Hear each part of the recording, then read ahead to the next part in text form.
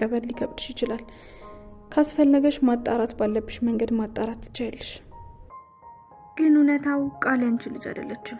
ከወንድምሽ ከባህሉ ጋር ተመሳጥራ ለፍተሽ አፈራሹን ሀብት ለመውረስ ሲሉ ነው እንደዚህ የሚያደርጉት እንጂ ቃል ያንቺ ልጅ አይደለችም። ቆየት አባቷ ሄዳ ነው?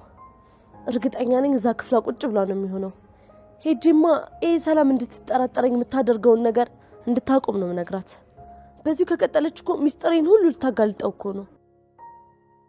ሰላም አሁን እያደረግሽ ያለውን ነገር ማቆም አለብሽ። ህይወትሽ አደጋ ላይ ነው። ቃል ከወንድምሽ ጋር ሆና ብዙ ጊዜ ልትገልሽ ሞክራለች። አሁንም ሀብትሽ በስምሽ አዙረሽ የቤተሰብ ቅጽ ውስጥ ካስገባሻት ያለ ጥርጥር ትገልሻለች። እኔ ከአንቺ ምንም ነገር አልፈልግም። ይሄ ሁሉ የማደርገው አንቺን በህይወት ለማቆየት። አንዲት ልጅ ምስጢራችን እናውቃለች እና ለሰላም ነግራታለሁ እያልሽ ነው? ስሟ ሄለን ትባላለች። ፎቶዋን ደግሞ በቴሌግራም እልክልሃለሁ። አሁን ወይ ወደ በኋላ ጠብቃ አስወግዳት። ማለት አልገባኝም። በመጀመሪያ ልጅቱ ማነች? ማንነቷ ቆይ ምን ይሰራልሃል? ማወቅ ያለብን በቃ ለሁለታችንም ጠላት ናት። ሁሉንም ነገር ነው ብታበላሸው። እና ምን እንዳደርጋት የምትፈልጊው? የፈለግከውን ነገር ማድረግ ትችላለህ። ስለሱ ነው። በኃይሉ ካወቀ አይምራትም። በጣም መጥፎ ሰው ነው። በአይኔ በብረቱ ቃል ሊገላት ሲሞክር አይቻለሁ። እናታችን ይጎዳታል። ስለዚህ የሚፈልገውን ነገር በሙሉ ማድረግ አለብን። አትጨነቂ ብሌን፣ እኔ እንዴትም ብዬ አመጣዋለሁ። ግን እንዴት ነው እዛች አይጥ ክፍል ውስጥ የምገባው? የሆነ መንገድማ አይጠፋም።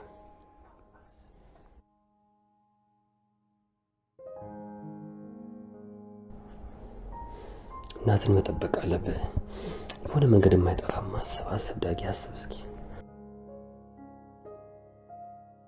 ዳግም ፍላሹ ለኔ ስጠኝ። ለምን? አንተ የቃል ክፍል መግባት አትችልም። ብትችልም መጠርጠር አይቀርም። ስለዚህ ነው እገባለሁ። አይሆንም ብሌን፣ ከጠረጠረችማ አደጋለሁ። ቅድም ልታረግሽ እንደነበረ ረሳሽው እንዴ?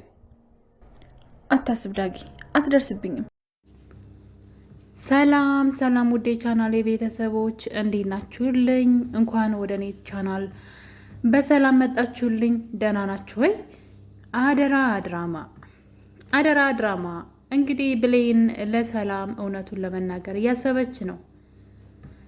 እንግዲህ በባለፈው ክፍል ላይ ሰላም ውርሱን ሁሉ ንብረቴን ሁሉ በስሜ ለማድረግና ውርሱ ውስጥም ደግሞ ቃልን ለማስገባት እየሰራሁኝ ነው ባለችው መሰረት እንግዲህ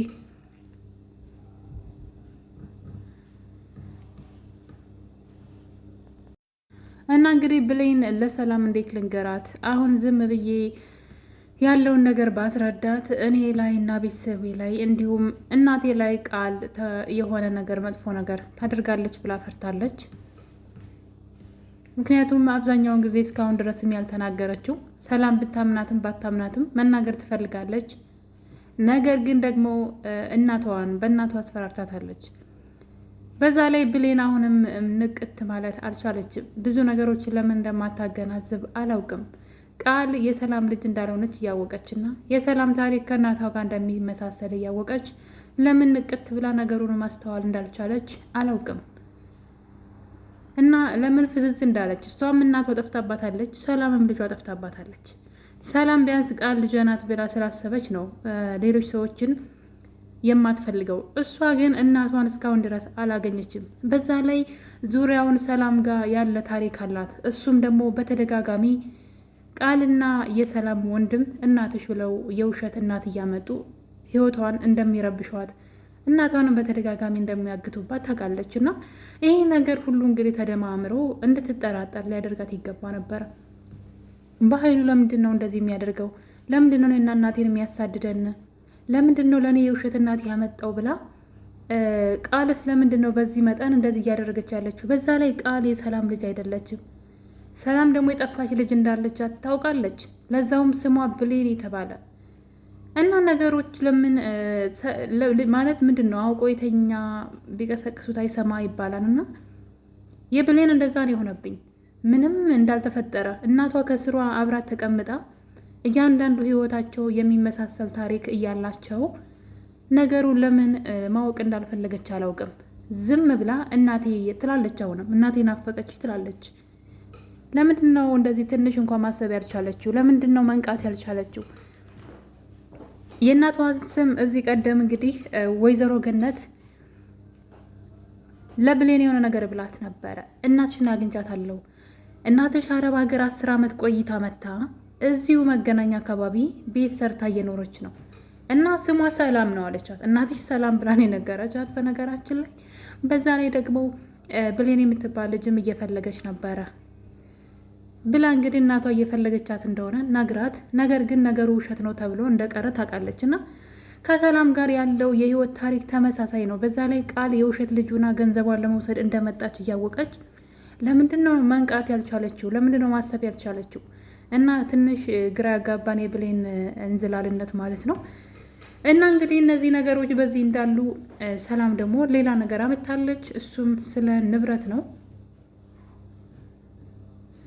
ቃል ስትመኘውና ስታቅደው የነበረውን ነገር ሰላም በትክክለኛው መንገድ እንግዲህ እሷንም መግደል ሳይጠበቅባት ማለት ነው፣ ገንዘቧንም ማሳደር ሳይጠበቅባት ቃል ንብረቱን ሁሉ በስሟ እያደረገችላት ይገኛል።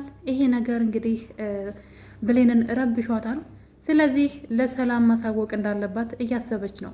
እሱም እንግዲህ ምንድነው ፊት ለፊት እጄ መናገር አልችልም፣ ነገር ግን የሆነ ወረቀት መጻፍ አለብኝ ብላ አስባለች። እና ለሰላም እንግዲህ ቃል ልጇ እንዳልሆነች እና ከወንድሟ ጋር ተመሳጥራ ገንዘቧን ለመውሰድ ልጁን የመጣች እንጂ የእሷ ትክክለኛ ልጅ እንዳልሆነች የሚያሳይ መረጃዎችን እንግዲህ በወረቀት ጽፋላታለች።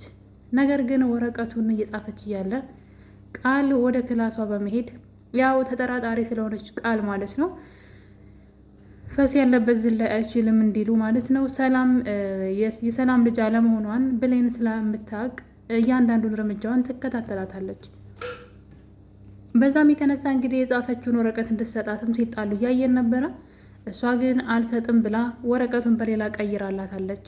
ሌላ ወረቀት ጽፋ ለቃል ሰጣታለች። እና ብሌን ጨከን ብላ እንግዲህ ይህን ነገር ለሰላም መንገር አለባት። ሰላም ነገሮችን ሳታበላሽ ቢያንስ ዲኤንኤን ምርመራ እንኳ ማድረግ ትችላለች። በዛ ላይ በኃይሉ ደግሞ ከዚህ በኋላ የቃል ጥላት ነው የሚሆነው። ቃልን ለመጉዳት ነው ከእስር ቤት እንደወጣ ማለት ነው። ምክንያቱም ያን ህይወቱን ያመሰቃቀለችው ቃል እንደሆነች ስለሚያውቅ አሁን ላይ የሰላምን ገንዘብ የምትመኘው ቃል ወይም ደግሞ አቶ በኃይሉ ብቻ ሳይሆን የብሌን ጓደኛም ጭምር ናት። እንግዲህ የብሌን ጓደኛ ሰላም ተብዬዋ ማለት ነው። እዛ ቤት ከመጣች በኋላ እኔም እንዳንቺ ሰላምን አስወግጄ ንብረቱን የመውሰድ መብት አለኝ እያለች ትገኛለች። እና እንግዲህ ልጅቷ እዛ ቤትን በግድ ገብታለች። የሰላምና የብሌን አስተሳሰብ አንድ አይነት ነው። ሰላም ቤቷ ላይ ድራማ እየተካሄደ እያየች ምንድን ነው ብላ ለምን ማሰብ እንዳልቻለች አላውቅም። ምክንያቱም ልጅቷ ቃል የምታደርገው ነገር ሁሉ ግራ የሚያጋባና ትንሽ ጥርጣሬንም የሚያጭር ነው። የምታደርጋቸው ነገሮች ማለት በጣም ብዙ ነገሮች አሉ። የሆነ ነገር በተወራ ቁጥር ስለ እኔ ነው ብላ ከመፍራት የተነሳ በድንጋጤ ስትንቀጠቀጥ የምናያት እሷ ናት። የምትርበተበተው ለብሌን እናት አይደለች ያልሆነችን ሴት እናት ናት ብላ እስከ ማምጣት የደረሰችው እሷ ናት። እና በጣም ብዙ ነገሮችን እያየች በዛ ላይ ደግሞ ብሌን እናቷ የጠፋችባት ልጅ እንደሆነች እናቷ አረብ ሀገር ሄደች እና ለዛውም ደግሞ ብሌን የምትባል ልጅ አስቡ እንግዲህ ስሟ የሆነ ብሌን ይቺ ልጅ ማናት ብላ ለሰከንድ እንኳን ሰላም ቆም ብላ እያሰበች አይደለም። ከልቧ ብሌንን ብትወዳትም ልጇ የምትመስላት ብሌን እንደሆነች ብታቅም፣ ነገር ግን ደግሞ ቃል ያው ልጄ ብላ የተቀበለችው ቃልን ነው። ስለዚህ ሰላምም ብሌንም መንቃት አለባቸው። በዛ ላይ ደግሞ የብሌን አሳዳጊ ወይዘሮ ገነት ብሌን የሰላም ልጅ እንደሆነች ተነግሯታል። ይህን ነገር እያወቀች እስካሁን ድረስ ደብቃት ነው ያለችው። እስካሁን እውነቱን አልተናገረችም። ይህ ራሱ አንድ ትልቅ ጥፋት ነው። እውነቱን መናገር አለባት። ሰላም እናቷ እንደሆነች ሰው እንደነገራትና ነገሩን በራሷ እንድታጣራ ለብሌን መተው አለባት። ዳግም እንግዲህ ሳሚን በጩቤ እየወጋው መስሎን ነበረ።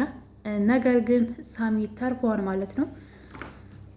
ስንት ውለታ የዋለለትን ሳሚን እንግዲህ በጩቤ ካልወጋው እናቴን እንዳግት አድርገኸኛል ብሎ እንቦ ዘራፊ ሲል የነበረው ዳግም እንግዲህ ሳሚን ከመውጋት ተርፏል ማለት ነው። ምክንያቱም ሳሚ ጠንካራ ሰው ስለሆነ ስለታገለው ነው እንጂ በሰዓቱ ሰውየው ሊወጋው ነበር ማለት በጣም ታግሎት ነበርና እንግዲህ ተርፏል። አሁን ላይ ዳግም እስር ቤት ነበር የሚሆነው በዚህ ተግባሩ።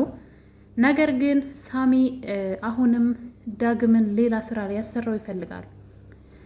ቃል ጋ ያለው ፍላሽ እንግዲህ እሱ መረጃ ማለት ነው እሷ ላይ ስላለው ሁሉንም ሰው እያስፈራራችበት ትገኛለች። ሳሚንም ሆነ በኃይሉን በዛ ቪዲዮ ነው እያስፈራራች ያለችው።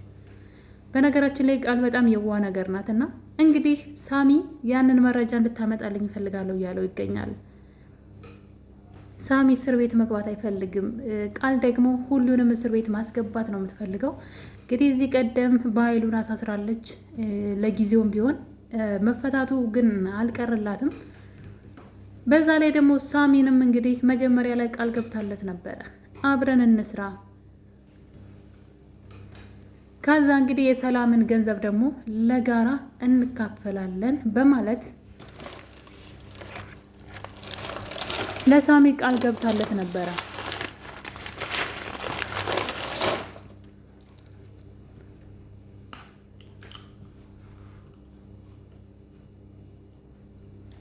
ነገር ግን ገንዘቡ ሲያጓጓት ጊዜ አሁን ላይ ሳሚንም ሳይቀር ማስወገድ ትፈልጋለች።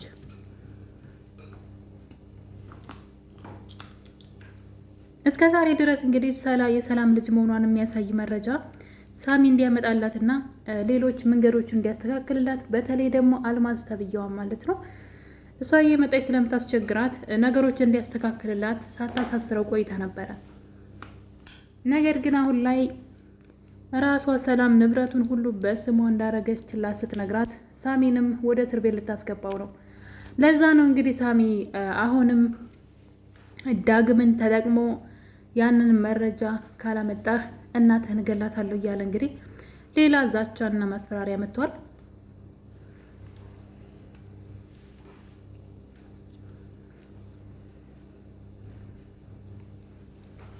እንደሚታወቀው እንግዲህ ሳሚ ብሌንን ይወዳታል። ለዛም እስር ቤት መግባት አይፈልግም። ዳግምና ብሌንን አለያይቶ ከብሌን ጋር መሆን ይፈልጋል እና በዚህ የተነሳ እንግዲህ መረጃውን ደግሞ ዳግም ግዴታ ከቃል ላይ መውሰድ ስላለበት አንድ ነገር ያስባሉ ማለት ነው። እንግዲህ ቃል ወደ ስልኳ በመደወል ብቻዬን ሆኜ ነው መምጣት ከቻልሽ ወደ ክላሴ ብሎ ይጠራታል። ልጅቷም ወደ እሱ ክላስ እንግዲህ ያው በጣም ተወደዋለች ልጁን እና እንግዲህ ያው ለሌላ ነገር ነው ወደ እሱ ክላስ ሄደችው ማለት ነው። በዚህ ቅጽበት እንግዲህ ብሌን ወደ ክላሷ ገብታለች። መረጃውን ታገኘው ይሆን የሚለው ራሱ ሌላ ጥያቄ ነው። ምክንያቱም ላፕቶፕ ላይ ስለሆነ ያለው ማለት ነው። በዛ ላይ በጣም የሚያስጠላው ነገር ግን ቃል ወደ ዳግም ክላስ ከገባች በኋላ ዳግምን ስመዋለች። ይሄ በጣም ከባድና የሚያስጠላው ነገር እንግዲህ ያው አንዳንድ ነገሮች ዋጋ ሊያስከፍሉ ይችላሉ። ግን በዚህ መጠን ደግሞ ራስን እስከ ማዋረድ የሚደርስ ግን መሆን ያልነበረበትም። ዳግም ራሱን መጠበቅ ነበረበት። ነገር ግን ልጅቷ ስመዋለች። እንግዲህ ይህን ነገር ብሌን አየች ማለት ነገሮች ሁሉ ይበላሻሉ። ለጊዜውም ቢሆን ብሌን ወደ ሳሚ ልትሄድ ትችላለች።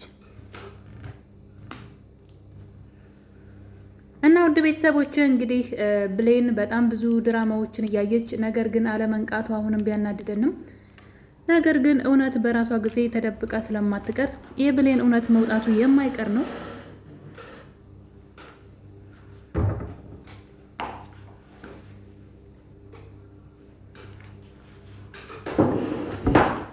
በዛ ላይ ደግሞ ገንዘቧን የሰላምን ገንዘብ የሚመኙት ሰዎች አሁን ላይ እርስ በርሳቸው እየተጣሉ ስለሆነ እንግዲህ የእሷን ጉዳይ ትተው የራሳቸውን ጉዳይ የሚያበስሉ ይመስለኛል። አቶ ባይሉ እንግዲህ ከእስር ቤት ሲፈታ ቃል የት ልትገባ ትችላለች? ቃል እዛ ቤት የሰላም ልጅ ሆና የመቆየቷ ነገር አሳሳቢ ነው። ባይሉ ሲፈታ ድጋሚ እሷን አምኖ እዛ ቤት እንድትቆይ አይፈቅድላትም። ስለዚህ ወይ ራሱ በኃይሉ እውነቱን ሊናገር ይችላል፣ ከእህቱ ይቅርታ ለማግኘት ማለት ነው። እስከዛሬ ለሰራው ስህተት ሁሉ እህቱ ይቅርታ እንድታደርግለት ይህንን ነገር እውነታው ብሌን የሷ ልጅ ቃል ደግሞ የሱ ምንድን ነው የሚባለው ተዋናይ ሆና ወደ እሷ ቤት ወደ እሷ ህይወት የመጣች ሰው እንደሆነች እህቱን ይቅርታ ጠይቆ ለእህቱ መንገር አለበት ብዬ አስባለሁ።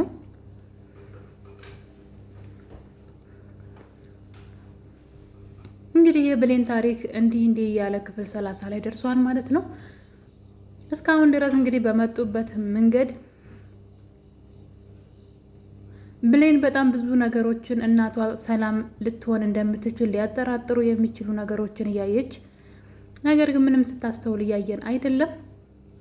በዛ ላይ የብሌን አሳዳጊ ሌላኛውን ስህተት እየሰራች ያለች ይመስለኛል።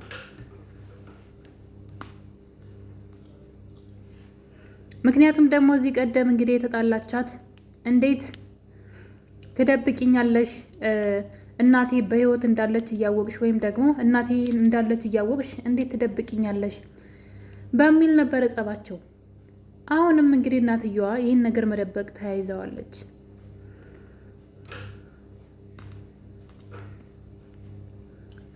የብሌን እና የሰላም መጨረሻ ምን ሊሆን ይችላል የሚለው ነገር በጣም አጓጊ ነው።